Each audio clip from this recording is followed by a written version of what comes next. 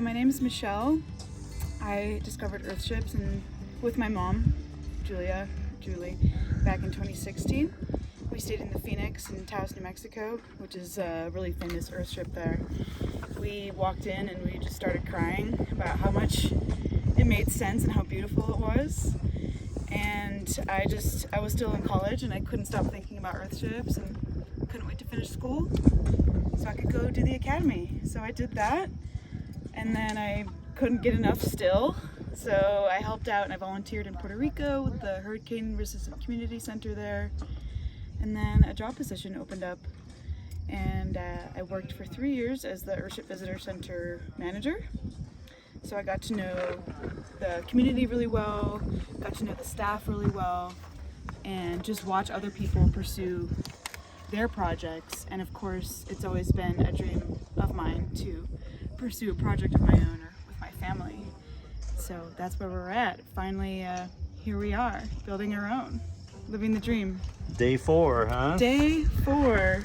And I'm so excited. I want to spread the word. I want this not to be a secret place. I want all my neighbors to know what we're doing. I want the area to know, because we're only an hour from Denver, which is kind of a big deal for building an Earthship. It's usually really difficult with permitting and everything to build an Earthship close to an urban area. So I hope that this is the future. It just makes so much sense. Yeah, so these people are amazing people. There's no one else like them on the planet. Everyone came together in this weird random place in the desert, community of artists and people wanting a change in society. And so you have all these people from all different backgrounds, all different places around the world that come to the same place, that believe in the same thing, for wanting what makes sense for the future. And no one can really argue it. There's no good points that this doesn't make sense. So it's great to see all different people, walks of life coming together. Tell me about your tattoo here. I actually got this done in an Earthship. In an Earthship. Yeah. So it's a snake, or? So yeah, it actually does relate to the concept of Earthship, because it's a snake wrapped around my arm. If you're familiar with the concept of the snake eating its own tail, it's the perpetuation of suffering. And that's what we're doing to the planet, right? Yeah. Okay, so you're severing the head. So you're severing the head to stop the perpetuation of suffering. The suffering that Michelle's talking about is how we're using so many of natural resources up on the planet, and then the houses we build have to be heated and cooled a lot. One of the main concepts of Earthships is that it's like an earth and a home. It's like a cave where it's cool in the summer and warm in the winter. And so what they use is a lot of insulation here. You can see us putting up 4 inches of the purple insulation right here.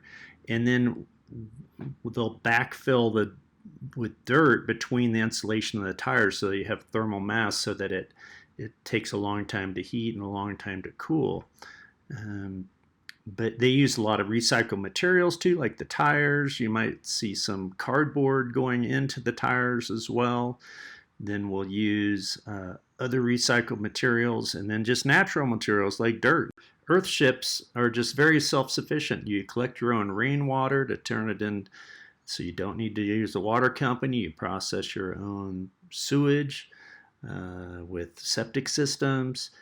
They use solar panels, so they have their own electricity. It's totally efficient and off-grid, and with Starlink internet access now, you could build these basically anywhere, and you harvest the rainwater and live off the land. They grow food in the greenhouses as well.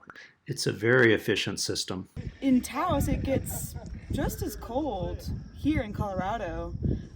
The weather may be a little bit more bipolar here, but it's just incredible, even with a non-complete Earthship or some of the older designs that aren't as efficient as the newer designs, how well they work for heating and keeping yourself cool.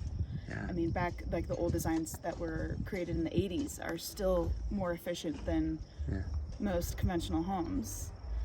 It just doesn't make any sense why we forgot about thermal mass, orientation of the sun, and rain falling from the sky, and recycling water. It does it naturally, so why not just help it along the way? makes all the sense to mimic the cycles of nature and help it along the way instead of fighting against it. Yeah. Julie and Michelle are the driving force behind this project. And after the first week, I'm really impressed. We've done 8 rows of tires now. We have to do 2 more. We'll probably finish that on Monday. And then we'll start doing a lot more stuff. But look at all these tires. Look at how hard everyone's working. It's been an amazing week. I've learned a lot. And I'll try and share more of the Earthship concepts in future episodes. This is my home. This is the future.